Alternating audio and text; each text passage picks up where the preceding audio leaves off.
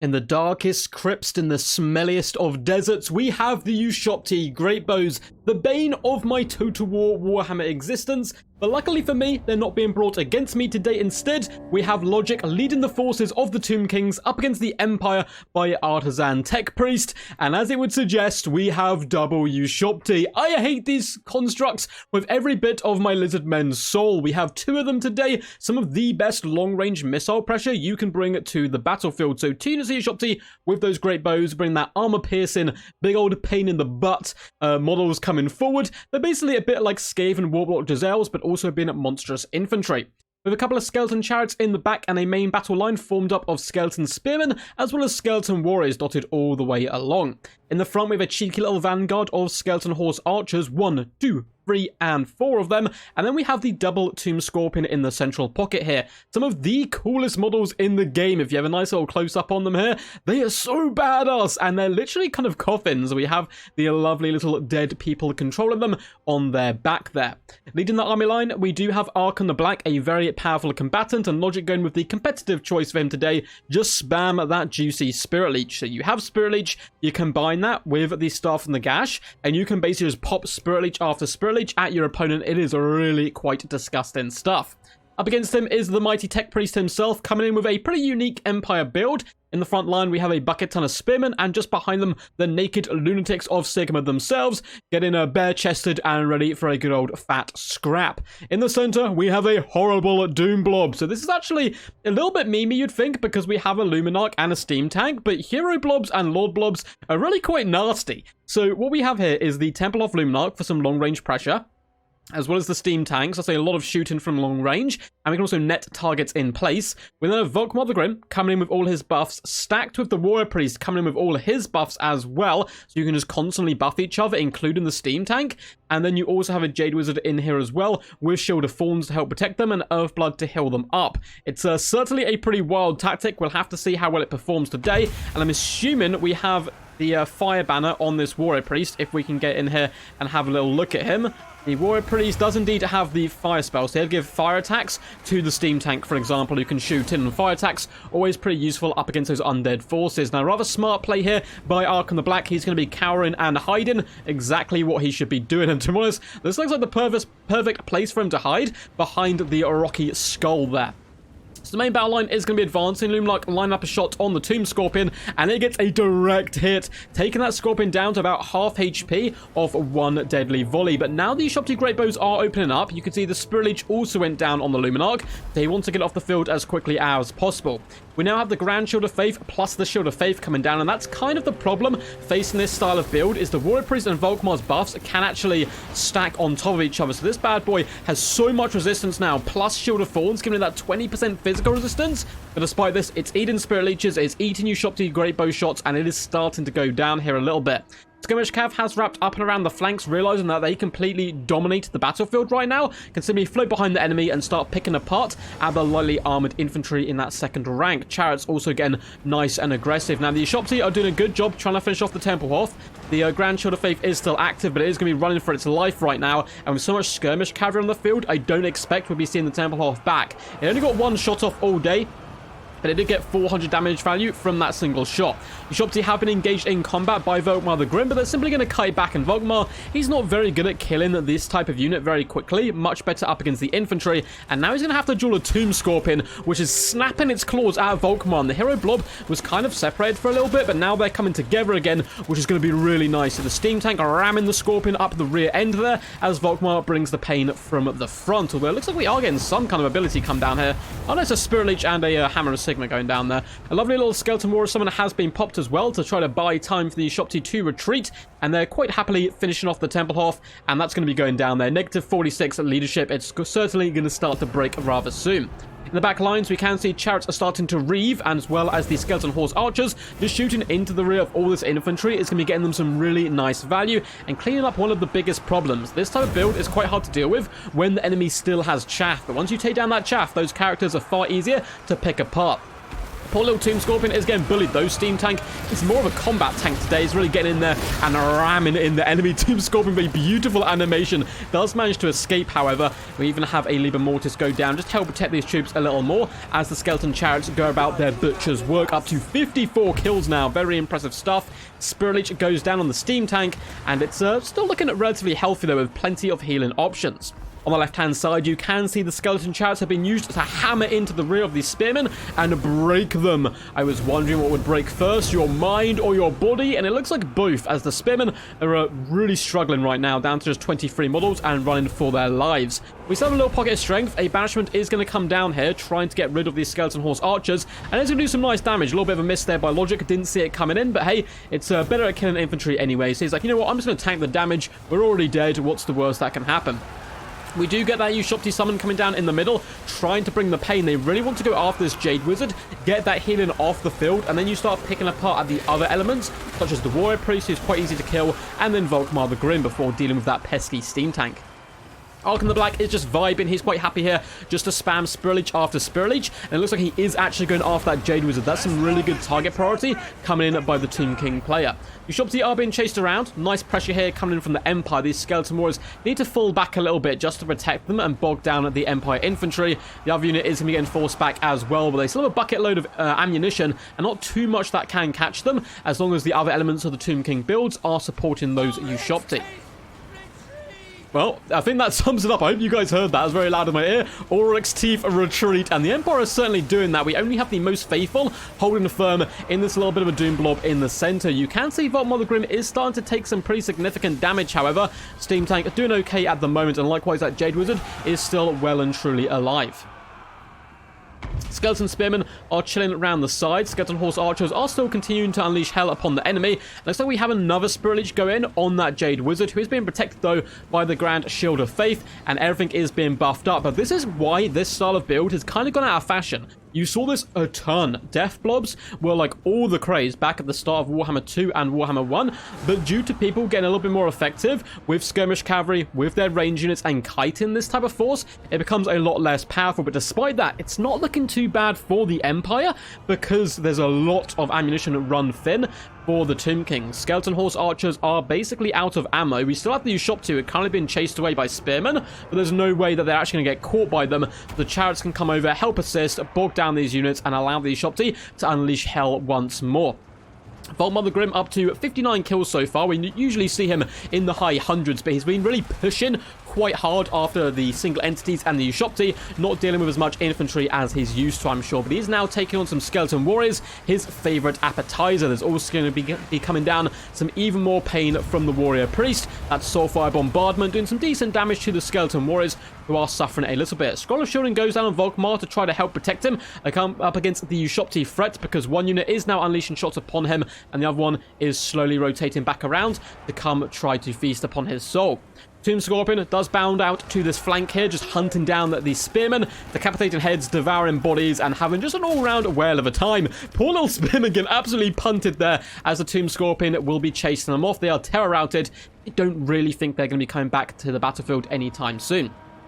Ushabti are unleashing shot after shot. They're like, bring it down, trying to bring Volkmar down from his mighty chariot before they have to retreat. So they're going to fall back. They do have the Tomb Scorpions who can move in to intercept, and likewise they have their fellow brother Ushabti over on this flank, unleashing hell. Volkmar has hit his healing cap, which normally means he's done a pretty decent day's work, because he has, of course, had to regenerate all the way up. 86 kills certainly isn't too shabby now. We do have Skeleton Chariots coming back, Horsemen charging into the rear. The Jade Wizard is now isolated. Volkmar and the Steam Tank got a little overzealous, wanting to hunt down the Ushabti, and that has left the other elements a little bit more open. A lovely dodge here of the banishment, but it actually gets cancelled there. Very beautiful play by the Empire. Hey, I'm going to blitz out your infantry. Wait, you're going to move back? I'm going to cancel my spell and save it for a better target. But Volkmar doesn't have too long. There is still decent amounts of Ushabti ammunition on these units, and Volkmar no longer has any potential to heal. So instead, it is now the Tomb King's time to fall back, ignore the Empire force, and just use up all of this juicy ammunition. There's no point in the Empire healing, but the Grand Shield of Faith, given that damage resistance, certainly is quite nice, and the Tomb King's starting to run really low on ammo for the most part. Spearman did attempt to come back to the main fight over here, but the Tomb Scorpion is having absolutely none of it. Get back, go back into your hole, humans, wherever you're from, and go die somewhere, because this is Tomb King territory now. The horses are going to be just rotating around, trying to get a nice surround. Spearmen, rather wisely, are going to fall back, and there's not too much the Empire player can do about this. And this is exactly what I'm talking about. In the later stages of this game, if you've picked apart the chaff and the majority of the army, these hero blobs simply can be plucked apart. But did the Tomb King player, did Logic save enough ammunition in the early stages to actually deal with this? I'm not sure. That steam tank is very, very healthy, and Volkmar still 1,500 HP. Could be a little bit tricky to bring down, particularly with all those buffs and debuffs coming in that him and his Warrior Priest, as well as his Jade Wizard, will be bringing to the battlefield. 5 ammunition on this unit of Ushabti, the next one 4 ammunition, so it's looking a little bit thin, then. The steam tank still has a ridiculous amount of ammo. You should probably sit still, this bad boy, and actually just shoot some shots into the injured Tomb Scorpions, rather than just trying to use it in combat, although it does work in a better synergy with Volkmar when it is used aggressively like this. Once again, Logic has patiently waited for the steam tank to get a little overzealous and kind of abandon the rest of its troops, and he's going to charge in, though the Empire player with that Soulfire is fending them away rather well. He's still going to get jumped a little bit. Some of his forces pressured and kind of bait out those abilities, so now you can't use them. Even Ark and the Black's getting in there, just cackling, patting Volkmar on his bald head before retreating back once more. And the Ushabti are now going to open up all those shots. Volkmar is no longer juking because he's hunting down troops, and he's down to just 1,000 HP, but the ammo is so low. 1 volley left and 3 volleys. Is it enough to bring him down? A lovely banishment is going to be placed here by Tech Priest. It's going to be trying to eat up those horse archers and do some okay damage to the skeleton chariot. I love this target priority, bringing the steam tank, try to assassinate the Tomb King leadership here. Without Ark and the Black, this build is way less scary. All those volleys coming in do bring Volkmar the Grim down to 280 HP. Ushabti Great Bows out of ammunition. The other unit, just 1 volley left. They pull back the strings of their bows, and the last volley does come in, and it misses. 187 HP. Volkmar doth survive, and that means the Tomb Kings are going to have to do this the old-fashioned way, surrounding these guys and trying to drag them down. Or are they? A sneaky little Spirit Leech late game from Ark and the Black is going to be popped on Volkmar the Grim, down to 187 HP, although it doesn't seem to be doing much damage to him whatsoever. Those ticks not going through there, and he took barely any damage. Now, he does, of course, come in 40% damage resistance, but still, that did almost nothing. Down to 100 HP, a light breeze could kill the old man here. The rest of Tomb King forces kind of vibing right now. We've got the skeleton archers are cycle charging in right now, and the Tomb King forces going to come in for that final confrontation. The Ushabti aren't great in melee, but they're not dreadful either. I mean, 25 melee attack, it's better than nothing. So they're going to be charging in here as well, and it does seem like a unit was completely wiped out. It was the skeleton archers, so Volkmar the Grim still lives on 37 HP. That is literally nothing. Shield of Faith and Grand Shield of Faith has been popped. If I'm Volkmar, I'm using all of my buffs now while I'm still alive to use them. Skeleton chariots do eat a few shots, and in comes the charge. Volkmar is trying to bring some of his last abilities on the battlefield. Some lovely Holy Fire of Sigma being brought down on the skeleton archers, but down he goes. And now it's the steam tank and the hero core against the world, and there's a lot of the world left. This has been a rather long game, very well played to both players so far, trying to play in their kind of best styles of these builds. And now it's just come down to a slugfest in the dirt, punching the living crap out of each other. You can see the Warrior Priest is currently terrified. Jade Wizard as well is broken, and that big fat surround is not doing the Empire any favors. They're outnumbered, they're surrounded, there's big scary monsters nearby. So it is going to be the steam tank. Can the steam tank do it himself? I mean, the fact that Warrior Priest and Jade Wizard are starting to rout, Logic needs to ensure he chases these guys off and shatters them. There is no excuse for letting these guys come back to the battlefield, and it looks like he knows that exactly, taking his healthy horse archers and his beat up ones to chase these guys off the battlefield. Now, the steam tank does cause terror, which is pretty useful in the later stages of the game, but he's up against Tomb Kings. They don't care about their terror. They are the terror. So the steam tank's not going to be doing too much to them. Ushabti hit relatively hard. 65 weapon strength is better than your average geezer. So every single hit they do connect to the steam tank will do some decent damage. Ark and the Black is cycle charging, and so are the chariots, trying to bring down the contraption of evil, or good, I suppose. It depends on your point of view. In my opinion, the Jedi evil. The Skeleton Horse Archers, yeah, the Jade Wizard and War Priest, there's simply no way back for them. We even have another summon coming down as well of Skeleton Warriors. Yes, they're not going to do the most damage, but any damage is good damage right now. And the Steam Tank, although it is a sturdy beast, being completely surrounded means it's going to be getting hit relatively often. Tomb Scorpion is kind of pooping on it. I'm not sure what the Tomb Scorpion's doing. It's either trying to mate with the Steam Tank or poop on the Steam Tank. It turns around again and thinks, hey, you know what? You turned me down. I'm going to come over here and start shanking you. So the poor little Steam Tank fighting next to the corpse of Volkmar the Grim and trying its hardest right now. But is it enough? Let's look at the HP. Probably not. The Tomb Kings do manage to get that army losses trait kicking in, though of course the Steam Tank will fight to the end. It is only on 1,128 HP. Steam Tank Steve may be going down at last. It's trying to assassinate Archon the Black, which is probably the best play here. Break the leadership of the Tomb Kings and hope they crumble, but that is a healthy Tomb Scorpion left. 1.6k HP. Steam Tank gets rear charged, and down the beast goes, I think. 143 HP. I'm holding my breath. Is it going to go down? It goes down in a torrent of fire and holy wrath.